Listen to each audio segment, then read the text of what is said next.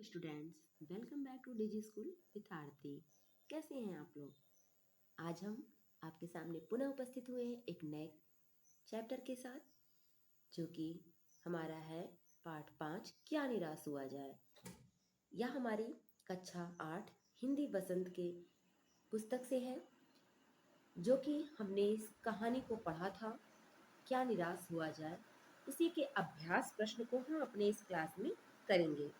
तो चलिए बिना देर किए हम अपने क्लास को स्टार्ट करें। उससे पहले यदि आप हमारे चैनल पर नए हैं तो हमारे चैनल को सब्सक्राइब कर लीजिए, बेल आइकन को प्रेस कर लीजिए, ताकि आने वाले हर क्लास का नोटिफिकेशन आपको मिल सके। और क्लास अच्छी लगे तो अपने दोस्तों में शेयर कीजिए और लाइक कीजिए। चलिए, आज का पहला क्वेश्चन है, लेखक ने स्वीकार किया कि लोगों ने उन्हें धोखा दिया है, फिर भी वह निराश नहीं है। आपके विचार से इस बात का क्या कारण हो सकता है? इसका आंसर होगा, लेखक ने अपने व्यक्तिगत अनुभव का वर्णन करते हुए लिखा है कि लेखक ने क्या लिखा है, देखते हैं।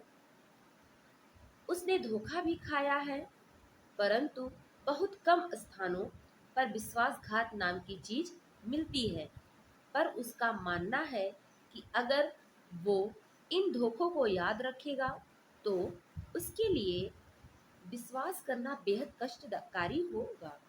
मतलब यदि वो सिर्फ धोखों को याद करेगा तो उसके लिए किसी पर भी विश्वास करना क्या होगा, बहुत कष्टकारी होगा। और ऐसी घटनाएं कम नहीं है जब लोगों ने अकारण बिना किसी कारण के उनकी सहायता की है, जैसे टिकट बाबू द्वारा उनके पैसे लौटाना, बस कंडक्टर द्वारा उनकी मदद करना इत्यादि। इसलिए उन्हें विश्वास है कि समाज में मानवता, प्रेम, आपसी सहयोग समाप्त नहीं हो सकते। लेखक का मानना क्या है कि यदि अगर हम सिर्फ और सिर्फ धोखे को याद करेंगे तो क्या होगा, हम किसी पर भी विश्वास नहीं कर पाएंगे। और जब विश्वास नहीं कर पाएंगे तो वो हमारे लिए क्या होगा, बहुत अधिक कष्टकारी होगा। इसलिए हमें लोगों के उन बातों को याद रखना चाहिए जो हमारे ऊपर क्या हो, सकारात्मक प्रभाव डाले। चलिए, क्वेश्चन नंबर 2 को करते हैं। दोषों का पर्दाफाश करना बुरा रूप ले सकता है। आपको बताना है कब दोषों का पर्दाफाश करना बुरा रूप ले सकता है। तो आइए इसका आंसर करते हैं।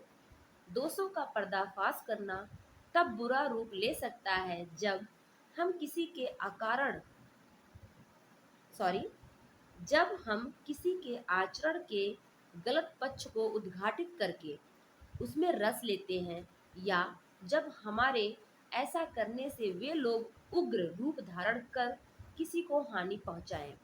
मतलब यदि दोषों को पर्दाफाश करना है तो कीजिए, लेकिन उसमें रस मत लीजिए, क्योंकि यदि आप उसमें रस लेने लगते हैं, उनके सिर्फ और सिर्फ दोषों को उद्घाटित करते हैं, उनके गुण को नहीं देखते हैं, तो एक समय ऐसा आता है कि वो उग्र रूप धारण कर लेता है और वह फिर क्या करता है, हर किसी को हानि पहुंचाता है।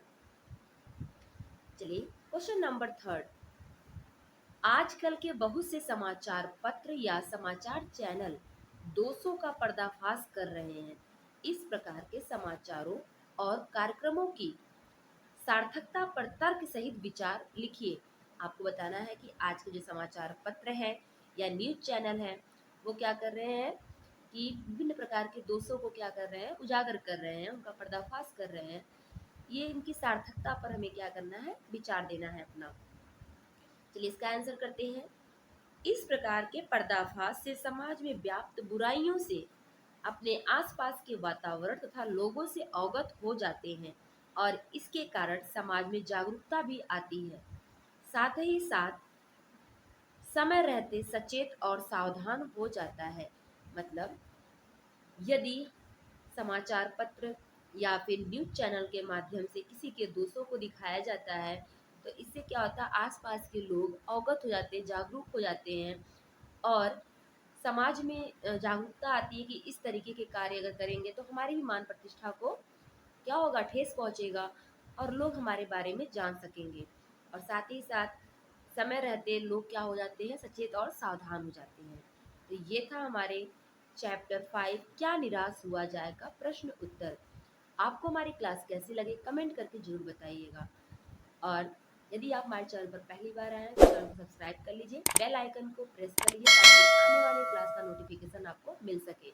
क्लास अच्छी लगी हो तो लाइक कीजिए, दोस्तों में शेयर कीजिए। फिर मिलेंगे हम एक नए चैप्टर के साथ नेक्स्ट क्लास में। तब तक के लिए बाय बाय।